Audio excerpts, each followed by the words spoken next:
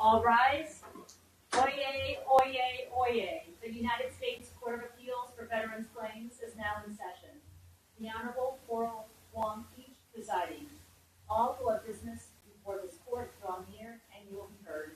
God bless the United States and this honorable court. Please be seated.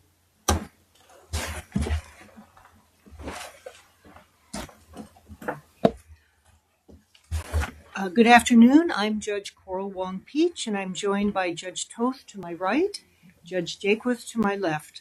We are convened today to consider the arguments in the matter of Hart versus Dennis McDonough, Secretary of Veterans Affairs, case number 21-6249. Will counsel, beginning with Appellant's counsel, please enter your appearance for our record? Kaitlyn and Jenna Zellmer for Appellant. Thank you. Colin, Rettammel, and Wallace for Secretary. Thank you. And counsel for the appellant, do you wish to reserve some time for rebuttal? Yes, Your Honor, 10 10 minutes. minutes. Okay, fine. Thank you.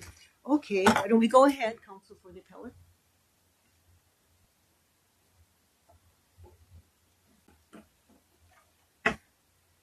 May it please the court. When VA granted Air Force veteran Hart separate ratings for radiculopathy in 2019, the RO told her it was a partial decision on the issue of an increased evaluation for her service-connected back condition. So the RO recognized that radiculopathy was part of her increased rating for a back disability appeal. This was correct, and so Mr. Hart did not need to appeal the 2019 decision because it was already before the board by virtue of her February 2009 notice of disagreement. Accordingly, the court should hold... Excuse me, counsel, which date was the disagreement on? The notice of disagreement was from February of 2009. Okay. Thank you. Accordingly, the court should hold that the board had jurisdiction over Mr. Hart's radiculopathy ratings and remand for the board to consider whether she was entitled to a separate rating for radiculopathy prior to March of 2019. Was there anything about that NOD or any of the veterans' pleadings that put the board on notice that this was part of what they were reviewing? The board was on notice that the radiculopathy was part of what they were reviewing in the increased rating for the back claim because the regulation directs adjudicators to consider neurological manifestations and to assign a separate rating appropriately. When Mr. Hart appealed her initial rating decision for the back disability, she said, lumbar spondylolisthesis grade 2, I'm having severe problems with this condition and it should be evaluated higher. And so because the regulation recognizes that part of rating a back disability may also include neurological manifestations, and because there was evidence of neurological manifestations of that back disability in the record, the adjudicator was on notice that that was part of what should have been rated at that time. I mean, the way I understand Ross and the way it sort of breaks it out is an increased rating is when a condition worsens, right? I mean, that's the language they use. Whereas a different claim or an additional condition is something that's different, from a sort of worsening of a condition. And I guess the way you would differentiate those two is one would be rated within a diagnostic code, right? So the condition would worsen and you'd go from 50 to 100, whereas another takes you out of a diagnostic code to a different one. I mean, what would you say about that? Because there's no claim here that the radiculopathy got a higher back rating. It's a separate rating under a different diagnostic code, right? Yes, Your Honor. But the key here is that the diagnostic code for the back disability, Note 1 directs adjudicators in rating the back disability to consider whether or not there are neurological manifestations and to rate under the appropriate diagnostic code. Right. I mean, I understand that it could be something like you don't have to file a separate claim for radiculopathy if you have a back claim because it'll be among the things that a adjudicator will have a duty to consider, right? But that doesn't automatically mean it's the same claim, right? I'm thinking of the case Godinez that has a lot about how to distinguish a secondary condition from a primary condition. Your Honor, I believe that this case is not governed by Godinez because this is not a secondary service connection issue. This is when the board assigned Miss DeHart the separate ratings, it was a separate rating because that condition is, I believe the language from Bailey, is logically related to the initial condition that is the subject of the initial disability. Sure, but I mean, the note, I mean, these conditions can be so closely related always that it might warrant a note, just a note to adjudicators that these are so commonly related that it's almost guaranteed that if it manifests, that it'll be something like a secondary condition. I guess I'm having a hard time kind of making the additional leap that this would now put it as part of the primary condition. It's not. Miss DeHart is in receipt of the rating under the lumbar diagnostic code. And then in addition to that, she receives a separate rating for the radiculopathy. So it's not as if the lumbar diagnostic code subsumes the radiculopathy rating. It's that in attempting to make sure that this veteran is appropriately rated, that her benefits adequately compensate her for her disabilities, she receives a rating under both diagnostic codes. But how can it be separate for rating purposes and part of for adjudication? The separate rating is simply the vehicle which the VA uses to ensure that Ms. DeHart is being appropriately compensated. But that was almost 10 years apart. Yes, Your Honor. And Ms. DeHart had consistently appealed the rating that she was assigned for her back disability, which included the radiculopathy. Just because the VA did not until 2019 appropriately, and I would say not even appropriately because it's still not a total grant of benefits, recognize that radiculopathy was part of that claim. The record had raised that there was evidence of radiculopathy throughout the entire period on appeal. So had the RO or whatever adjudicator it was properly rated Ms. DeHart, that would have included radiculopathy ratings for the time period in which that was raised by the record. I mean, it's clear that if the RO hadn't addressed the radiculopathy, you might be in a better situation in that it would be clearly the failure to address a reasonably raised issue. The question is really if it travels. I mean,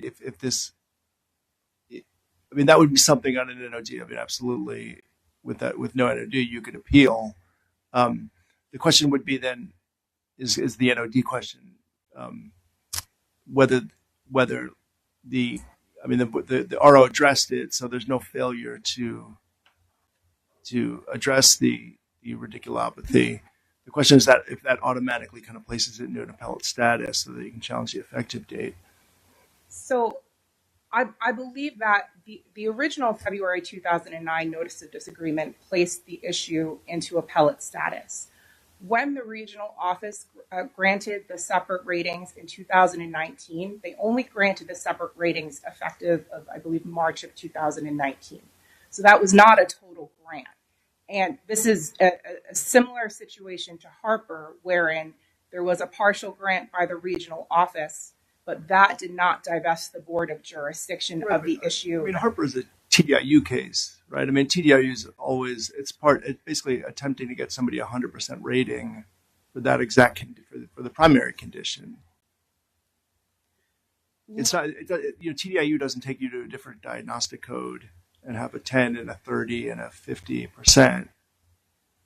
Yes, Your Honor, but like TDIU, awarding separate ratings for the radiculopathy is simply an attempt to ensure that the veteran is being appropriately compensated for her disability. Are there other kinds of cases where complications from particular disabilities are deemed part and parcel of the disability claimed? Your Honor, similarly to the lumbar spine diagnostic code, the diagnostic code for diabetes does also direct adjudicators to consider diabetic residuals. So I would say that is analogous to the diagnostic code that we're currently dealing with. Like neuropathy. Exactly, Your Honor. But is there any case like Chavez that connects the two, as in TDIU, as part and parcel of the claim?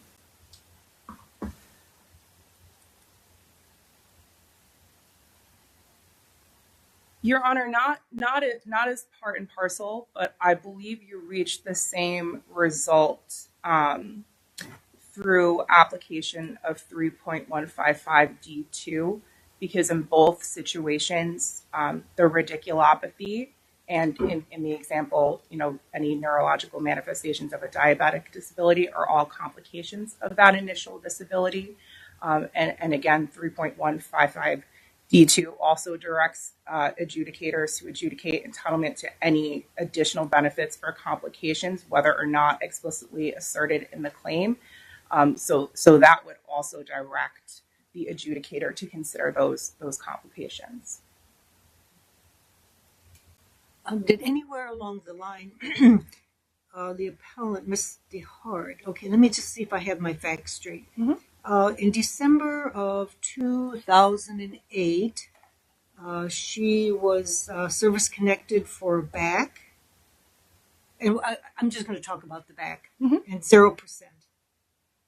Then she filed a notice of disagreement requesting an increase in her rating from 0 to higher. Then she had some back examinations. Then the statement of the case came out, continuing the 0. Then in April of 2010, she appealed to the board. Now, anywhere along that line, did she say, but what about my radiculopathy? No, Your Honor. She simply asked for a higher rating for her lumbar spine disability, and again asserted that she's having severe problems with this condition and it should be evaluated higher. And then in January of 2014, she had a PTSD exam. She had an exam in April of 2016 for her back. And then at that point, I think she got an increase in rating of 10%. And then the board remanded the back condition, but was that as a result of an appeal, or how did that get remanded? That was still the initial appeal that Mr. Hart had filed, because that was the first time that the board had considered the issue. So even though she had received that intervening rating decision, again, because it was not a full grant of benefits, it was only a partial grant of benefits, and so the issue remained before the board. Okay. And then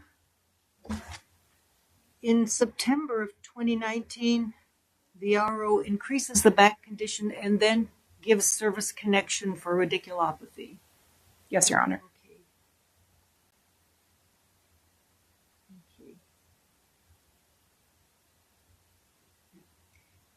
And there was never, did the appellant file any appeal or notice or anything on that? No, Your Honor, and it's our contention that she did not have to. Okay. So what do you make of Grantham? Right, Grantham's the case that basically appealing an upstream issue doesn't automatically place the downstream issues into appellate status. And I mean, that applies whether it's one claim or multiple claims or however they're related. I mean, what's your take on Grantham? Because I mean, this fundamentally is about an effective date. Your Honor, I would respectfully disagree. I don't believe that this is an effective date issue. What is at issue here is ensuring that Mr. Hart is appropriately rated for the period prior to 2019. And that is not an effective date question. That is evaluating the rating that she has already been assigned for the period prior to 2019 and determining whether or not it is adequate. Well, I mean, you're talking about the radiculopathy rating, Yes. not the back rating, right? The radiculopathy rating, yes, Your Honor. I'm sorry, did I miss? Right, but I'm failing to see how. I mean, that strikes me as a classic effective date determination. If you're saying, well, it's about if it's properly rated before this date, right? I mean, that's basically a challenge to the effective date. Your Honor, again, we would respectfully disagree because, again, the adjudicator had been directed to and should have considered the neurological manifestations prior to 2019. And indeed, the record contained evidence which raised the presence of neurological manifestations. It's not an effective date issue. It's simply ensuring that Mr. Hart's rating prior to 2019 appropriately compensates all of her disability. And because it did not,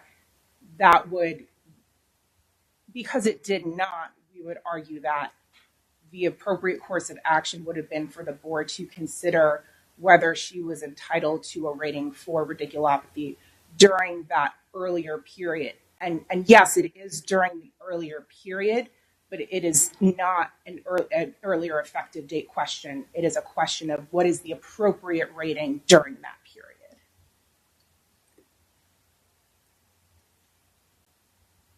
Are there meaningful differences between Mr. Hart's case and Chavez? We don't think that there is, Your Honor. Both in Mr. Hart's case and in Mr. Chavez's case, the board remanded the issue, and that is what prompted the RO to consider and award separate ratings for radiculopathy.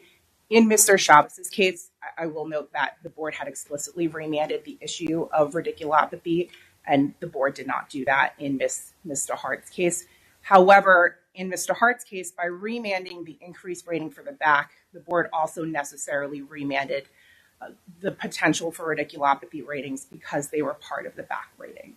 So in that regard, there is no significant factual difference between this case and Chavez. Are there possible unintended consequences of embracing the Chavez board's characterization of radiculopathy as part and parcel of a spine disability? Your Honor, I don't believe so. As with any issue that the board considers, this is something that the board would be required to consider if it's raised by the record. So I think we'd be in a different situation altogether if there was no evidence of radiculopathy. But in cases like here, where there is radiculopathy raised by the record, application of the Chavez court's reasoning would simply ensure that these veterans are appropriately evaluated for their back disability, even if that means assigning a separate rating for radiculopathy that is separate. So there's no worry of that denial of service connection for a spine disability would foreclose a radiculopathy claim?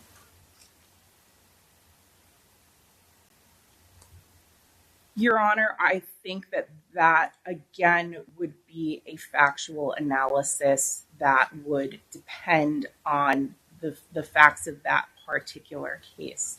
I don't think that it would whole cloth preclude any radiculopathy ratings. But again, sir, I think that that's a factual inquiry, and I don't think the court needs to reach that question today.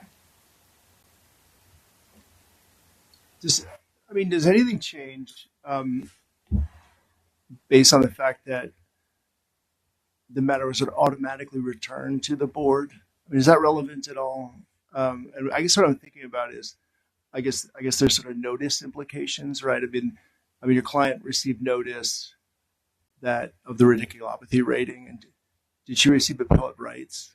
And then basically, because obviously the back's going back up, you don't have to file anything, you don't have to do it, you don't have to do a single thing.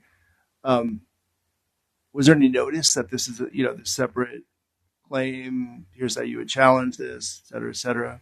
Nothing in the rating decision would have led Ms. Hart to believe that this was a separate issue that she needed to separately appeal. Sure. Well, sometimes, I don't know how it works. Do they just attach an appellate rights form? Yes, Your Honor. The rating decision that Mr. Hart received was essentially standard with the typical notice of action letter and appellate rights.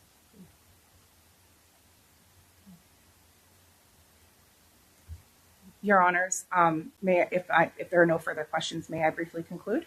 Yes, please. We'll add 1 minute.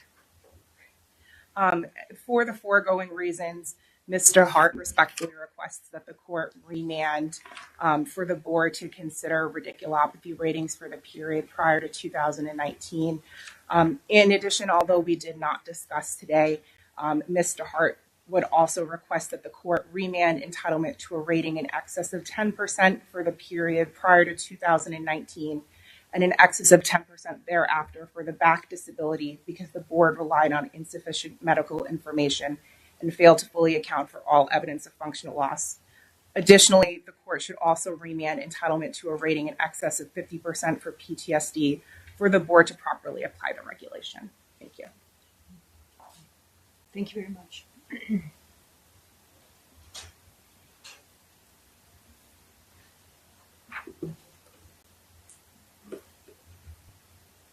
Good afternoon, Your Honors, and may it please the court.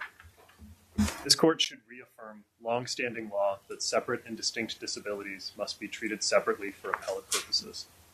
In doing so, the court should hold that a claim for benefits for radiculopathy is not necessarily part and parcel of a claim for benefits for a spine condition. So what's the longstanding? I mean, I understand the law, but what's the case? Well, Your Honor, there are several cases that expand on the idea that separate and distinct disabilities need to be treated separately. Going back to the Federal Circuit's decision in Boggs v. Peake, which made that as sort of a general statement, this court continued on that reasoning in Godinez v. McDonough. Yeah, no, that's definitely the case. But I guess the question is what's separate, right? I mean, that's kind of what we're trying to figure out is what makes something part and parcel of one claim versus an additional disability that might spill out somewhere else. Yes, Your Honor. And I think it's important to note in the discussion of Note 1 to the General Rating Formula under diseases of the spine and 38 CFR 3.155D2 that there is an important distinction between the Secretary's obligation to develop and adjudicate claims and what happens to those claims once the Secretary has decided them. This is the directive of 38 U.S.C. 7105A. This is the statutory principle regarding the appellate process, that a claimant file an NOD identifying a claim in order to place it into appellate status. 38. Yeah, let's stop you there because I think it's a good place to stop for a second. So, because I see sort of an overlap of a couple different concepts, right? Because I mean, Chavis, one way to read it is it's based on a kind of claim construction rationale, which is you look at a pleading, and then you figure out what the words mean, and then you figure out how broadly those should be read, right? Especially, I don't know if it was pro se, but they mention the rule of lenity, for example. So there's claim construction, and then there's what you just mentioned, which is something like the duty to assist, right? All of the things that would be attendant and that would be kind of rolled up, in the duties. And then there's basically what a claim just intrinsically, like the scope of an actual claim might be. Those are three different. They're all kind of mashed up in this case. At least, we're trying to sort out which belongs to which. I want to ask about the last of those three, right? So we've got, he has a lot of different things to adjudicate, but from the one level, what kind of goes up to the NOD level is really just the claim itself, right? I mean, that seems to be, consistent throughout the case law. The question is what's the claim? How many of those things that you mentioned that get rolled up are actually like part of the claim itself? Yes, Your Honor. So, and I think that there's another important point to address there, which is when we talk about claim, what that means.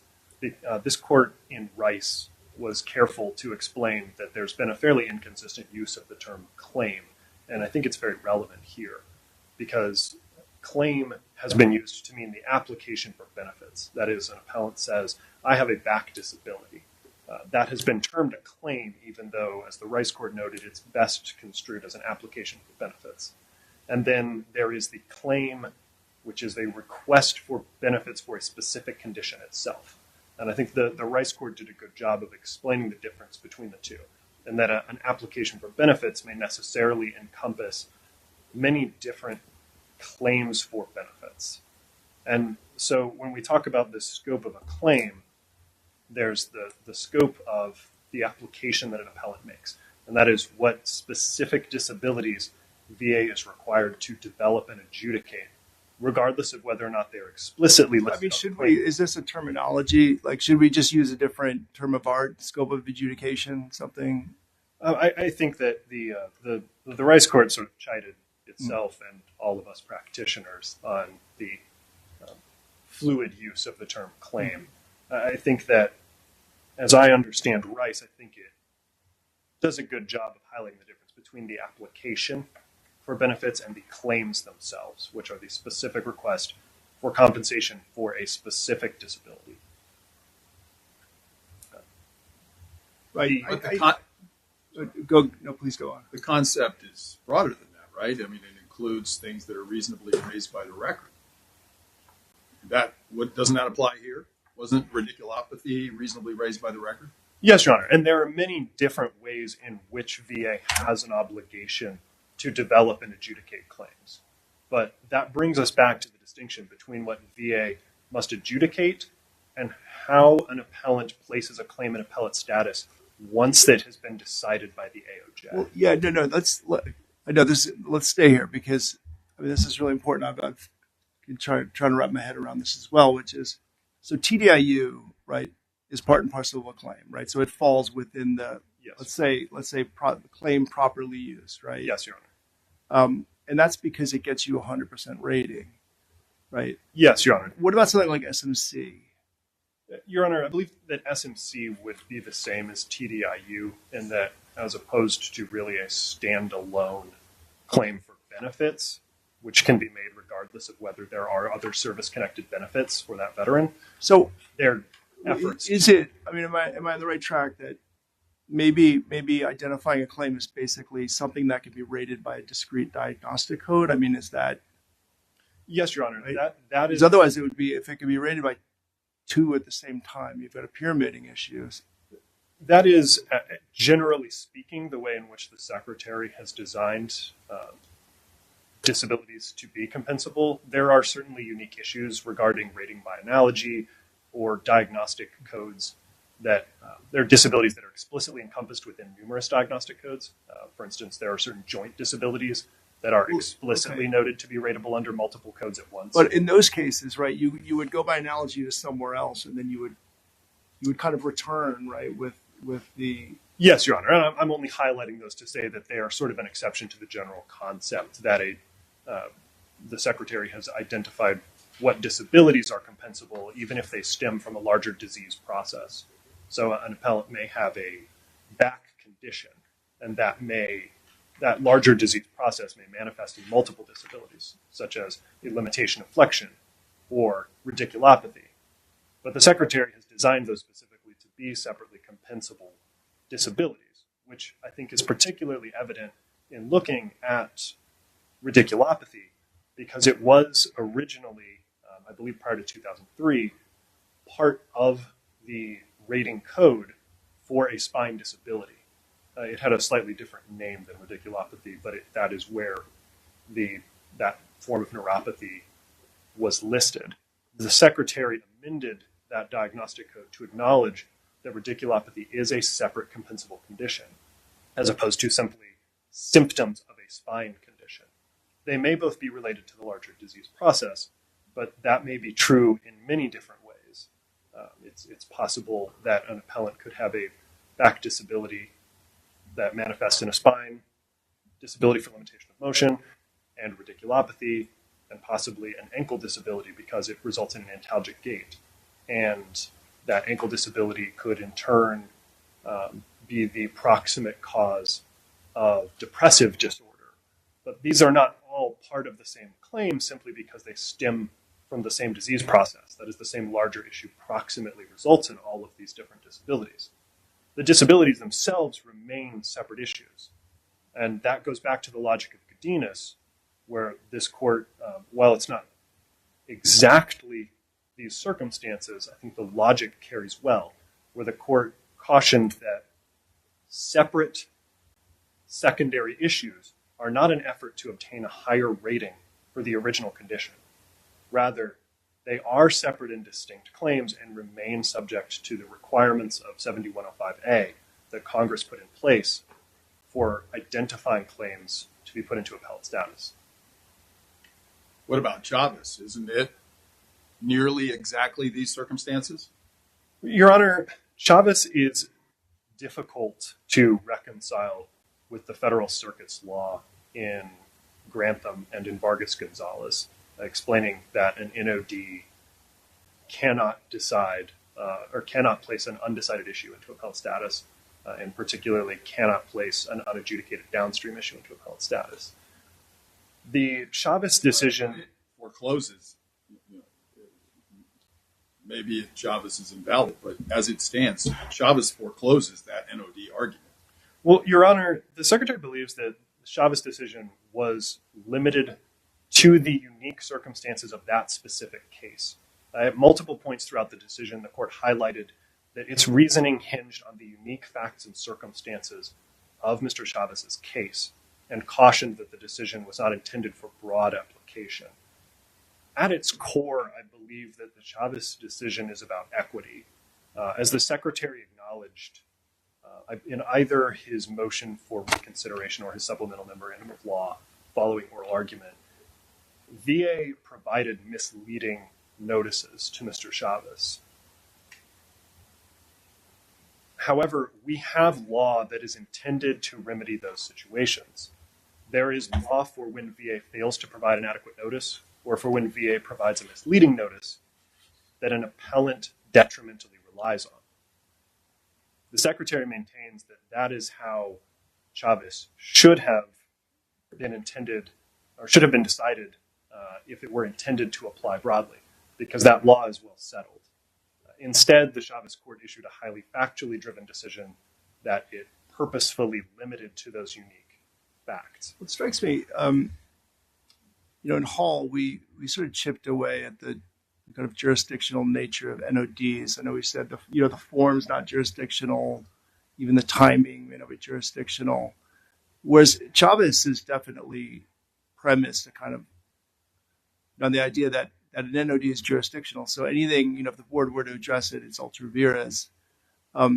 Whatever it is, I mean, an NOD is definitely the triggering event that there's no duty for VA to adjudicate anything unless there's a filing of an NOD.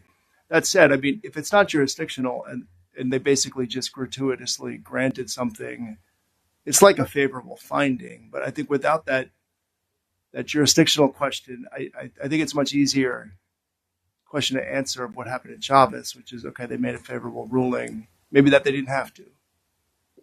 Maybe it's that simple in that case. Because I know that, the three rationales they give, the first is basically, it's like the facts. The second are basically how to read, like the form of the NOD, how to read the language of the NOD. So I don't know if you can speak to that, just about the kind of jurisdictional implications of an NOD. Yes, Your Honor. So the Secretary maintains that there is nothing in the law that obviates the requirement for an NOD as a jurisdictional document under 7105A. The form itself is a claims processing rule, Sure, as opposed to a jurisdictional rule. But an appellant still must show some intent to place a claim into appellate status. As occurred here, VA provided a notice of the decision and a notice of appellate rights. Appellant has never raised any notice error or any argument as to notice. The appellant simply did not respond. But there is a jurisdiction conferring NOD. The question is its scope, not whether one exists. Yes, Your Honor. There is an NOD. The Secretary's position is that NOD cannot pertain to the separate issue of radiculopathy, which had neither been adjudicated nor granted at the time the NOD was filed. The Secretary believes that goes back to Grantham and Vargas. Chavez answers that question against you. Chavez answers that. The facts, sure, there's a footnote that says we're talking about these facts, but there's nothing about that addresses the question that you wanted, the distinction that you want to make, whether there was no jurisdiction because there was no applicable NOD was raised and rejected by the Chavez majority. That was the subject of Judge Meredith's entire dissent. Yes, Your Honor, but it was rejected as to the facts and circumstances of that case, which are, as the majority noted, unique, not only, primarily because of VA's treatment of the claim as being an appellate status and VA's providing misleading notices throughout the life of the claim. That's not the case here. And although the board didn't act like it had no jurisdiction over the RO's decision in this case, it discussed the RO's decision in its decision. Yes, Your Honor. The board's discussion here was somewhat circumspect, I believe read in the context of the decision, where the board declined to address anything other than noting that the RO had made a grant, shows that the board did not intend to take jurisdiction or believe that it could take jurisdiction over that issue. That's reading a lot into inaction. They said nothing of the sort. Yes, Your Honor, but if the board had believed it was in appellate status, it's reasonable to believe that the board would have done something other than simply note the existence of a rating decision. And that just your point is, jurisdictional or not, there's no forfeiture, right? I mean, they could, when you adjudicate something, I mean, you would forfeit whatever right you would have to dismiss it or not adjudicate it, right? I mean, whereas that never happened in this case. There's no adjudication. There's no board adjudication as to the radiculopathy. Correct, Your Honor. The Secretary maintains that the treatment of these separate disabilities as separate claims is not only consistent with the law, but is in fact the most fair method of approaching the disabilities that protects the rights of I want to ask about that because I want to ask sort of a variant of what I asked opposing counsel, which is about reliance, right? Because you can see, I could see an unwary claimant sort of think, oh, well, it's automatically going to go back to the board. So it's not immediately obvious that you'd have to, oh, well, this half of the decision I have to file a separate NOD on. What about that? Like just kind of general reliance on the fact that it's all going back anyway. Your Honor, there's nothing in the rating decision that Mr. Hart received here, nor that would be in a standard rating decision or notice of appellate rights, that would indicate that a new decision would automatically return to the board. The RO noted that this was a new grant of benefits and provided a notice of appellate rights. That's nothing more than what we would expect from a claimant in any other situation, which is to respond showing some intent to challenge that ruling. This is different from Chavez, where the RO had provided multiple notices that would reasonably mislead the claimant into believing his radiculopathy claim was in appellate status. So like in a normal case, let's say, I hesitate to kind of do this, make you do this on your feet, but it's helpful. So if a person's challenging just generic service connection to the board says, okay, we'll grant, the RO erred, there was nexus, so we'll grant service connection, and then we send it back to the RO to do the effective date, assign a rating. Yes, sir. When the RO assigns in our hypothetical here, when they assign a rating and effective date, that doesn't automatically go back. The person would have to file an NOD as to those kind of, what are the downstream issues? Is that right? Yes, that's correct, Your Honor. Those downstream issues, the RO can make the initial assignment. of rating an effective date as part of its decision, but those downstream issues require an NOD to place them into appellate status if the appellant wishes to challenge them. And the effective date's not a downstream issue, though. Here, is it? It's right in the stream. The rating and the effective date are right in the RO's decision and right in the board's decision. No, It's Your Honor. not like it's been adjudicated in stages. The RO provided that as part of its initial grant of service connection. The board did not make any determination on those issues. The board simply noted what the RO had done. I want to highlight that it's important. What happened here is what would normally happen with separate and distinct claims. The RO provides a notice of the decision, notice of appellate rights, how to engage those rights, and when an appellant may provide evidence or argument.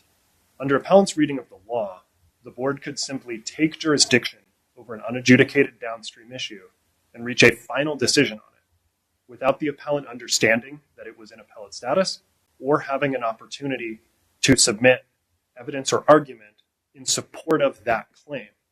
Those are the hallmarks of fair process. It is notice and an opportunity to be heard. If the board could simply take jurisdiction over an unadjudicated issue and reach a final decision without the appellant ever having notice or an opportunity to respond, that clearly implicates fair process. More than that, it also implicates an appellant's statutory right to one review on appeal before the secretary and one review before the board. If the board were to decide an issue in the first instance that an appellant had never had adjudicated at the AOJ level, this potentially infringes on their recognized statutory right to have the AOJ review a decision before the board. That's not what happened here. It was adjudicated at the AOJ level. The radiculopathy. Correct, Your Honor. And yet it was adjudicated initially at the AOJ level here. But the appellant... So wasn't the board obliged to engage with the evidence more than just describe the AOJ's action? No, Your Honor. Again, because there was no jurisdiction conferring NOD and no intent ever shown by the appellant to challenge the AOJ's initial decision. If the board had simply... That decision... How is that fact distinct from what happened in Chavez? That fact is distinct from these other circumstances. How is Chavez, again, because Chavez was limited by the court to the facts and circumstances of that case, which included the misleading... That reads decisions. a lot into the court's footnote. A lot. It's not simply the footnote, Your Honor. Throughout the decision, the court reiterated that its holding was based on the circumstances of this case and that under these... But they cited what those circumstances were, and they didn't have to do with misleading notice. They had to do with the evidence of the radiculopathy in the record and the nature of the VA's duties to liberally construe the claim, their adjudication procedures manual, note 1 to the regulation, all those circumstances. And they also that are in common. discussed VA's treatment of the claim as being in appellate status throughout its life. Well, they treated it as being in appellate status. Well, they treated it as being in appellate status here too. That's what happened when they RO adjudicated the claim. No, Your Honor. The RO made an initial adjudication. This is different from Chavez, where the RO in, I believe it was both the statement of the case and then the board in its decision explicitly noted radiculopathy in a manner that would lead the appellant to believe it was in appellate status. That is distinct from what the RO and the board did in this circumstance.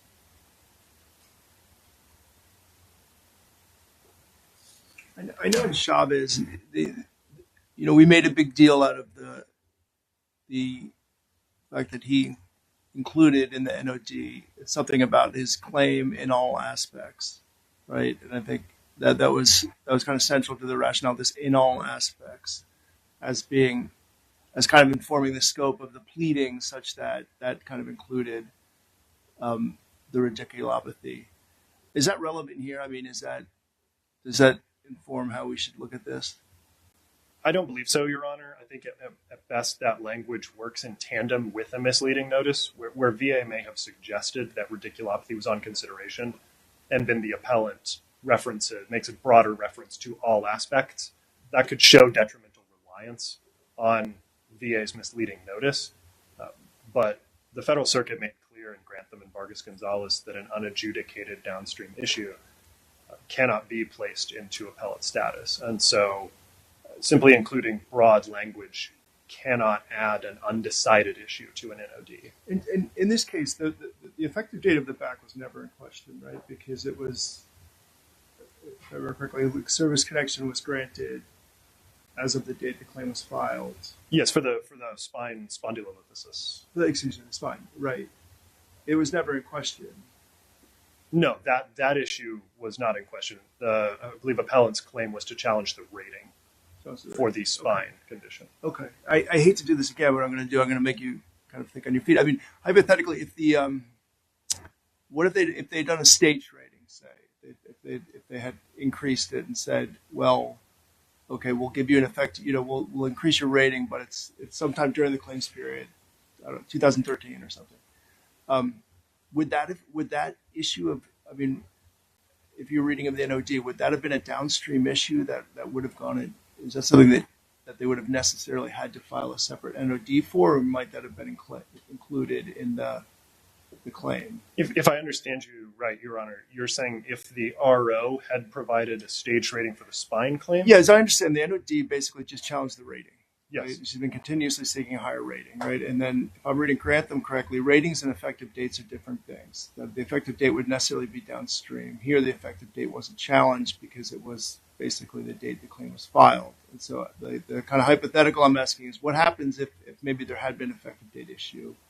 I think that goes to what the NOD itself looks like. This is a separate, well-settled area of law regarding the fact that a generalized NOD is sufficient to place all decided issues into appellate status, and that the Secretary has an obligation to sympathetically read any filing made by a pro se claimant. And so if the RO had issued a decision that provided a staged rating, if it had potentially implicated both rating and effective date, and an unrepresented appellant had provided a generalized NOD that VA would sympathetically construe as placing every issue decided in that rating decision into appellate status, then yes, that would give the board jurisdiction to consider the effective date and the rating as to that spine issue, because the NOD would reasonably be construed as conferring jurisdiction over the issues decided by the AOJ. Could I ask you to speak to your M21 manual? Can you tell me what you think it says with respect to this issue of having radiculopathy part of a spinal condition? Yes, Your Honor. So the Secretary believes that the M21 provision is meant to mirror Note 1 under diseases of the spine.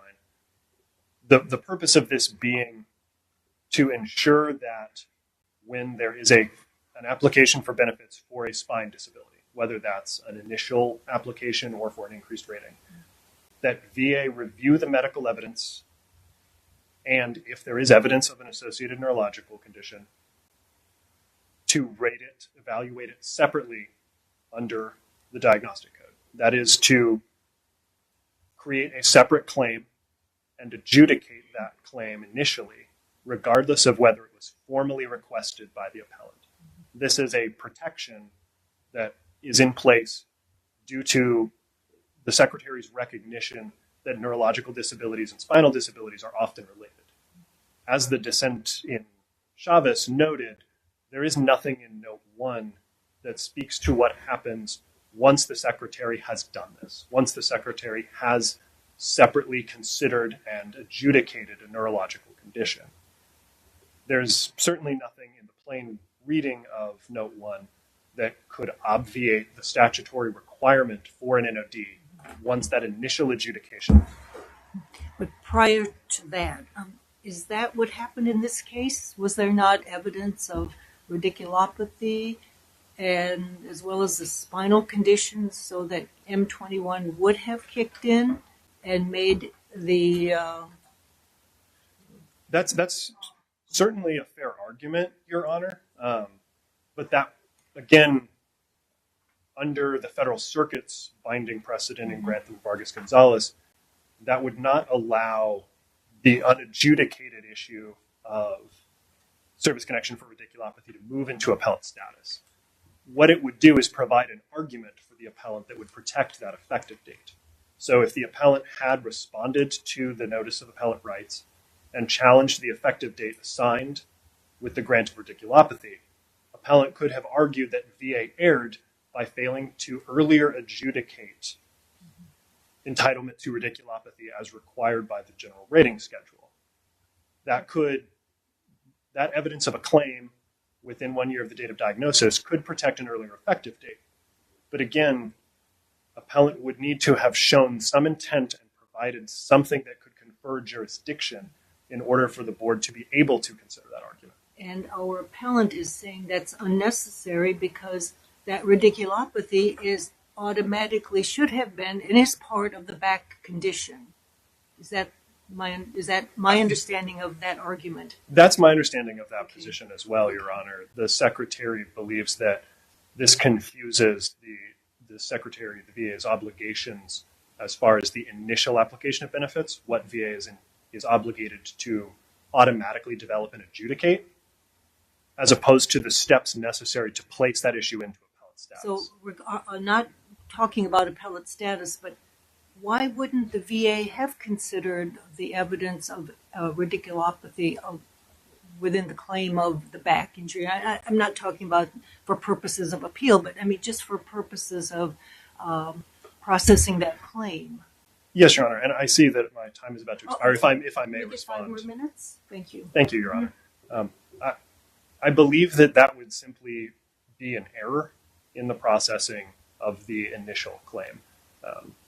There is no procedural or administrative reason as to why VA would have chosen not to consider entitlement to radiculopathy, particularly where Note 1 directs adjudicators to do so.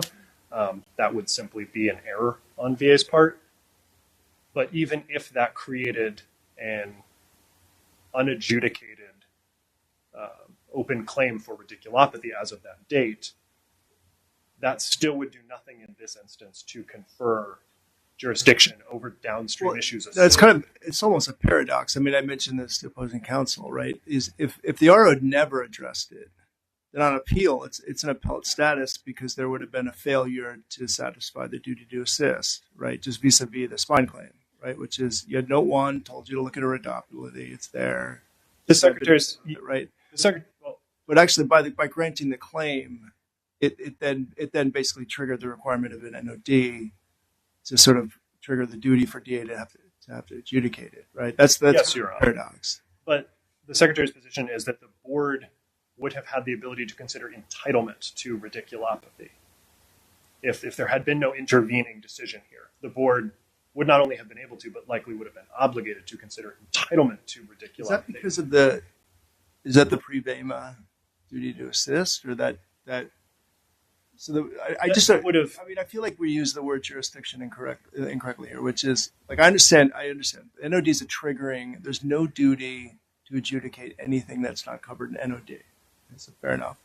But like jurisdiction means you can't just sort of sometimes have jurisdiction or sometimes not. It's either you have the subject matter legal authority to enter. So how is it possible that they could rule in the first instance as to entitlement for radiculopathy, but not consider an NOD as to the effective date for the radiculopathy already assigned? Am I misunderstanding? That would be the board's duty, as exists at every level of VA, to consider all issues that are reasonably raised within the claim. There would be no prejudice to appellant for the board making the initial decision of entitlement, because that would be implemented by the RO.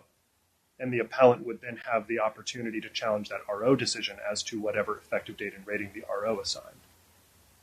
Okay, as opposed to the board. That is jurisdictional, right? I mean, jurisdiction is the legal capacity to entertain something. Right. Yes, Your Honor. That's more as to the protections that are afforded to an appellant by this system. The jurisdiction. I don't want to take us too far afield, but obviously reasonably raised stuff gets confusing. If you're saying the board has the right in the first instance to address anything reasonably raised by the record, I'm curious as to why you would even need an NOD at that point. Basically the board can just read the record and just, okay, well, I see this, I see that, I can adjudicate entitlement. That seems to me to kind of obviate the need for NODs at all. Well, I think this is a unique circumstance as well because Note 1 does provide this direction, again, regarding the initial scope of adjudication. This doesn't make the radiculopathy part and parcel of any pending spine condition. It simply means that when reviewing that spine condition, the initial entitlement to radiculopathy needs to be considered. Do you agree that the veteran's radiculopathy rating arose from his request for an increased rating for his back disability? That is what triggered the review that led to the grant. Yes, Your Honor. And so how does that not cover them by the original NOD? That's the NOD that put this claim in appellate status. It had gone to the board, come back. Your Honor, this goes back to Grantham and the fact that a downstream issue an unadjudicated downstream issue cannot be placed into appellate status by an NOD. What is the downstream issue that you The downstream issue would be the effective date here because the appellant asserts that the board had jurisdiction to review the effective date. Even if it could be said that the NOD were somehow to have conferred jurisdiction over the issue of entitlement to radiculopathy. The Federal Circuit was explicit that an NOD addressing the upstream issue of entitlement is not sufficient to confer jurisdiction for a downstream element such as effective date or rating. And again, I just have to ask this question. The June 2021 board decision was a result of what appeal by the appellant? What was the board responding to? The appellant's NOD, the appellant seeking an increased rating for the spine disability, and the NOD that placed the spine disability into the NOD dated when? February 2009, I think. Isn't that right? Is that what we're talking about? I believe that NOD. I believe that's correct, Your Honor. Not the. Okay. So a lot happened in between then. The February 09 to June 21. A lot of different examinations took place. Yes, Your Honor, and as Appellant's counsel noted, there are other conditions that were in appellate status as well. It's the radiculopathy in the spine claim that the court has directed parties to address today. And Your Honor, I see that I'm out of time. If there are any other questions, I will happily answer those. Otherwise, I ask if I may just close very briefly. Okay, go ahead. Your Honor, the court should hold that radiculopathy is not necessarily part and parcel of a claim for a spine condition and should reiterate that its decision in Chavez is limited to the unique, specific, narrow facts of that case. The court should dismiss any appeal as to radiculopathy for lack of jurisdiction. Thank you. Yeah. There was one question I wanted to ask, and I assume this is just a typo, but how do we reconcile the Secretary's arguments at page 20 and 21 of its brief? The argument one is appellant fails to show clear prejudicial error in not addressing the radiculopathy argument. And then argument two is remand is warranted for appellant's claim seeking higher ratings for her service-connected back condition and for an earlier effective date for radiculopathy. That was as to the Secretary's initial brief, not the supplemental response, Your Honor. Yes. Yes, Your Honor. That, and the Secretary does apologize. The Secretary has conceded that remand of the spine condition is necessary here. The secretary did not intend to suggest that the radiculopathy issue should be remanded as well, as that would obviously be inconsistent with the secretary's assertion earlier in the brief. That is an error, and I do apologize to the court for that. Thanks. Thank you, Your Honors. Thank you.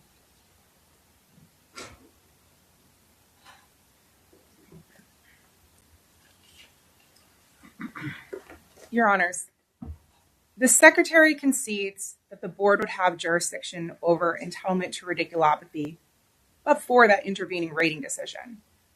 He also concedes that entitlement to radiculopathy arose from that back disability claim.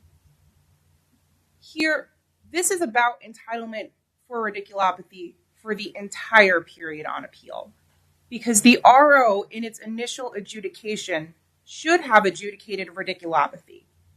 There was evidence of radiculopathy because it was in Mr. Hart's treatment notes. There was evidence because the DBQ, which was obtained as part of VA's duty to assist, specifically investigated for evidence of radiculopathy. And because the regulation told the RO to consider neurological manifestations. The RO also should have adjudicated radiculopathy because 3.155 says that the RO needs to adjudicate complications. It did not, and so Mr. Hart challenged that rating that was assigned. When the RO did eventually grant the separate rating, she was told that it was a partial grant, and so rightfully she did not file a new notice of disagreement because the board was already required to consider it. And the notice here is 4.71a because the regulation tells adjudicators to consider neurological manifestations of a back disability. And that's intentional. If we look to the regulatory history, it shows that VA did this intentionally. In the regulatory history for the version of the regulation that added Note 1 to the diagnostic code, VA was asked, why don't you just add specific neurological manifestations to this specific diagnostic code? Why not address it specifically? And VA came back and said, we already have diagnostic codes that consider and rate for these issues. And so because of that, we're going to add Note 1 to direct adjudicators to consider it. So this was a very intentional move from VA to point adjudicators to the other diagnostic codes to rate the neurological manifestations, even in evaluating that initial back disability. Additionally, this is not a separate claim. The RO adjudicated the increased rating for Mr. Hart's back disability. She had notice of it, and so she challenged it in her February 2009 notice of disagreement. And at that time, again, the record had raised evidence of radiculopathy. And again, when the RO did eventually specifically adjudicate entitlement to ratings for radiculopathy, they told her that it was a partial grant, and so she did not appeal it. And so because of that, Your Honors, the court should hold that the radiculopathy claim was part of Mr. Hart's increased rating for a back disability claim and remand for the board to consider whether separate ratings are required prior to the period of 2019. Okay, thank you. Thank you very much. Thank you, counsel, for both of your arguments. This case will be submitted and we are now dismissed. The court is in recess. And we'll come down and greet you.